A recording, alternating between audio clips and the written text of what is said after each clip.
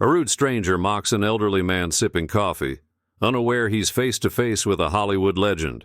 Where are you watching from? Let us know in the comments, and don't forget to like, share, and subscribe for more inspiring stories. The bustling cafe was alive with morning energy, the aroma of freshly brewed coffee mingling with the hum of quiet conversations and the occasional clatter of cups. A middle-aged man, dressed in an impeccably tailored suit, stepped inside. His polished demeanor and sharp looks turned a few heads, but it was the air of arrogance that truly set him apart. His name was Victor Grayson, a high-powered investment banker who saw himself as superior to everyone in the room. Victor scanned the cafe with a practiced sneer, his eyes landing on an older man sitting quietly at a corner table. The older man, clad in a simple leather jacket over a flannel shirt, was sipping his coffee and reading a book. He had a weathered, calm demeanor, like someone who had seen enough of life to know its real priorities. To Victor, the man looked completely out of place. Victor smirked, grabbing his coffee and making his way to a table nearby. "Strange," he said, his voice just loud enough for others to hear. "I didn't think they let people from the thrift store into a place like this." A few heads turned toward the comment, their expressions a mix of curiosity and discomfort. The older man didn't respond immediately. Instead, he turned a page in his book, his expression unbothered. Victor, emboldened by the lack of reaction, leaned back in his chair, tapping his polished shoe against the floor. "What are you reading? Tips on how to stay relevant?" he added with a smirk. Still, the older man didn't rise to the bait. He sipped his coffee, his silence unnerving Victor more than any comeback could have. Victor leaned forward, his voice dripping with mockery. "What's the matter, old man? Cat got your tongue? Or are you just too lost in your glory days?" What Victor didn't know was that he was moments away from learning a lesson he'd never forget. Victor's words hung in the air, drawing a few sidelong glances from nearby tables. A young barista wiping down the counter shot the older man a sympathetic look, but he didn't seem to notice or care. He turned another page in his book, exuding an unshakable calm that only fueled Victor's irritation. "Hey," Victor said louder, setting his coffee down with a sharp thud. "I'm talking to you. What's so important in that book anyway? How to be relevant for dummies." Finally, the older man looked up. His gaze was steady, piercing even, and for a brief moment Victor felt a flicker of something he didn't quite recognize. Was it discomfort? But he quickly brushed it off, straightening in his chair. "Just a book," the man said simply, his voice low and measured. He adjusted his glasses and returned to the page, as if the conversation wasn't worth his time. Victor wasn't about to let it end there. He leaned forward, his arrogance now morphing into frustration. "Must be nice to have time to sit around and do nothing. Some of us are busy running the world, you know." The older man didn't react, but a few other patrons did. A woman sitting nearby raised her eyebrows in disapproval. A man at a neighboring table shook his head subtly and muttered something under his breath. Victor, oblivious, was too focused on his target to notice.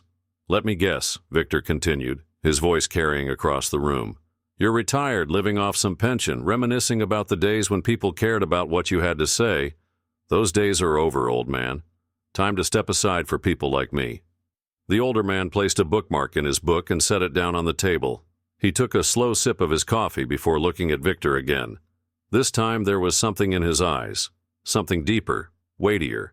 The room seemed to quiet as he finally spoke. "Funny thing about people like you," the older man began, his tone calm but laced with a quiet authority.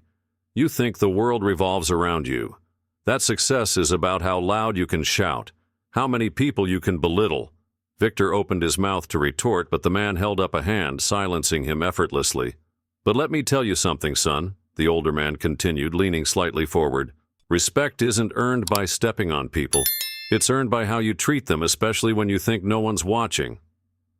Victor blinked, taken aback by the sudden shift in tone. He wasn't used to being addressed like this, and the weight of the man's words hung heavy in the air. Yet stubborn as ever, he refused to back down. "Is that supposed to impress me?" Victor scoffed, trying to regain the upper hand. "Some fortune cookie wisdom from a guy who hasn't been relevant in decades?" The older man didn't respond right away. Instead, he reached into his jacket pocket and pulled out a small notebook, jotting something down with a pen. Victor stared, baffled, as the man tore out the page, folded it neatly, and slid it across the table. "What's this?" Victor asked, frowning. "Just a little something to think about," the man said. Then, without another word, he stood, grabbed his book, and began to walk toward the door. As he passed the barista, she stopped him, her face lighting up with recognition. "It's an honor to have you here, Mr. Eastwood," she said, her voice reverent. Victor's head snapped toward them, his jaw dropping. "Mr. Eastwood?" His stomach twisted as he pieced it together. This wasn't just any older man. This was Clint Eastwood. The Clint Eastwood. Actor, director, living legend. Victor felt his face flush hot with embarrassment as the realization hit him like a freight train. Every mocking word he'd said now echoed in his head, each one sharper than the last. Victor sat frozen in his chair, his mind racing. Clint Eastwood. The name thundered through his thoughts, each syllable more crushing than the last. The man he'd been mocking wasn't just an older gentleman with a calm demeanor. He was a Hollywood legend, a symbol of grit and resilience. Victor's earlier arrogance now felt like a heavy weight pressing down on his chest. He unfolded the small piece of paper Eastwood had left on the table. Written in neat, deliberate handwriting was a single sentence. "How you treat others says everything about who you are." The simplicity of the message hit harder than any insult could have. Victor swallowed hard, suddenly aware of the curious and judgmental eyes of the cafe's other patrons. A few whispered among themselves, clearly recognizing Eastwood as he exited the cafe. The barista even stepped outside, undoubtedly to ask for an autograph. Victor's hands trembled as he set the note down. He felt an urgent need to fix the situation, to apologize, to somehow undo the damage. Grabbing his coffee, he hurriedly stood and followed Eastwood outside. "Mr. Eastwood," he called, his voice wavering slightly. The older man, who was just stepping off the curb toward his car, turned slowly. His piercing eyes met Victor's, calm, yet expectant. Victor hesitated. What could he possibly say that would make up for his behavior? I didn't realize who you were," he stammered. His usual confidence completely eroded. Eastwood's gaze didn't waver. "And if you had?" he asked simply. Victor was struck silent. The question cut through his excuses like a blade. He wanted to explain, to defend himself, but the truth was undeniable. It shouldn't have mattered who Clint Eastwood was. Respect wasn't about status or recognition. I was out of line," Victor admitted at last, his voice barely above a whisper. "I'm sorry." Eastwood studied him for a long moment before nodding slightly. "Apology accepted," he said. Then after a pause, he added, "But don't apologize to me just because of my name. Think about how you treat people who can't do anything for you. That's where character shows." Victor nodded, swallowing hard. He had no defense, no witty comeback. He could only stand there, humbled in a way he had never been before. As Eastwood turned and got into his car, Victor remained rooted to the spot, his mind replaying the events of the past half hour. He realized with a sinking feeling that this was more than just a humiliating encounter. It was a mirror held up to his own arrogance, a moment that exposed all the flaws he had worked so hard to hide behind wealth and status. Victor stood there long after Clint Eastwood's car disappeared down the street. The reality of the encounter settled over him like a heavy fog. Every word, every condescending remark he had made, played on a loop in his mind. He thought of all the people he'd treated the same way, dismissively, arrogantly, as if their worth depended on how much they impressed him. The folded piece of paper in his hand felt heavier now. He opened it again and reread the sentence. "How you treat others says everything about who you are." The words were simple, but their weight was undeniable. For the first time in years, Victor felt small, not in stature, but in character. He couldn't ignore the truth that Eastwood had exposed. Victor turned and walked back into the cafe.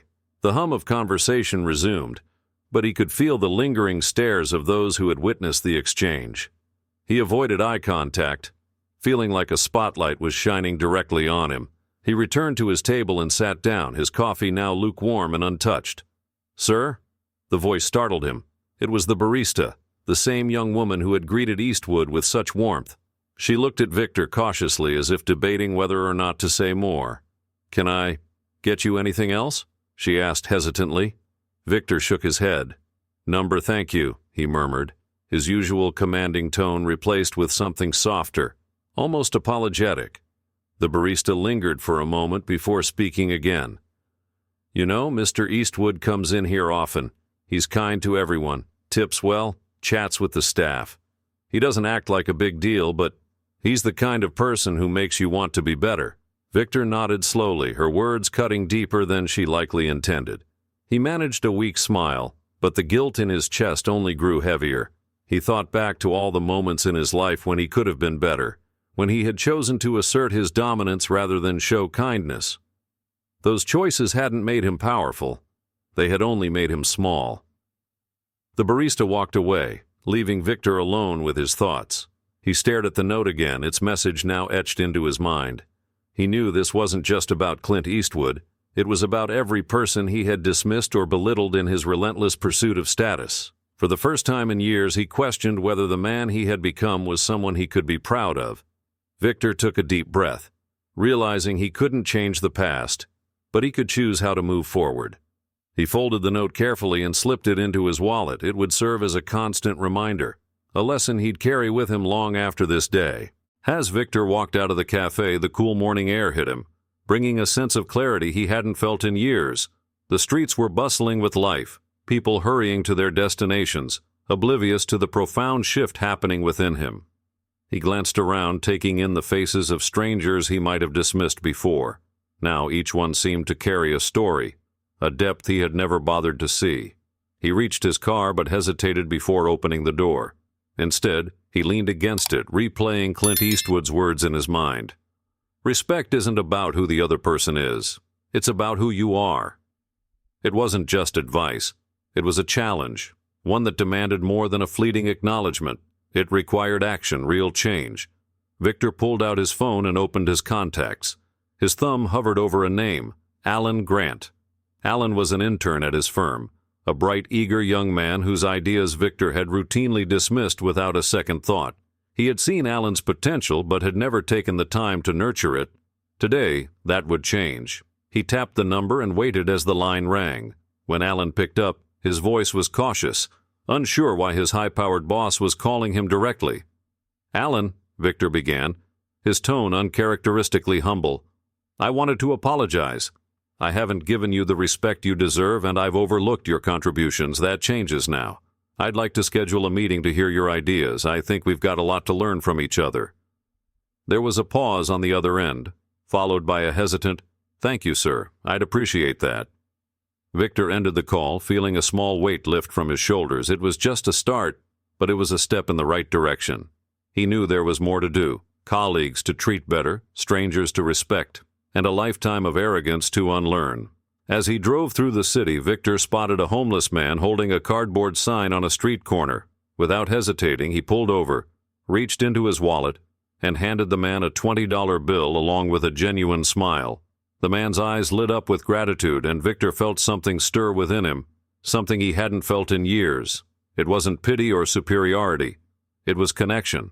By the time Victor reached his office, the day felt different. He was different.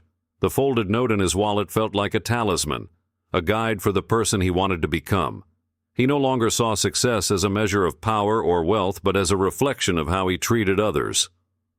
Weeks later, Victor returned to the cafe. He didn't expect to see Clint Eastwood again, but he hoped to one day express his gratitude. In the meantime, he had made the cafe a part of his routine, not for the coffee, but for the reminder of the lesson he'd learned that day. As he sipped his drink, he overheard two patrons discussing Eastwood's films and his reputation as a Hollywood icon. Victor smiled to himself, knowing that the true measure of Eastwood's greatness wasn't just in his work, but in the quiet wisdom he had shared with a stranger. Victor glanced down at his phone where a new note read, "Every moment is a chance to be better." He wasn't the man he used to be, and for the first time in his life, he was proud of the man he was becoming. If this story resonated with you, don't forget to like, share, and subscribe for more thought-provoking tales like this. Leave a comment below and let us know, what would you have done in Victor's shoes? Until next time, remember, the smallest acts of kindness can leave the greatest impact.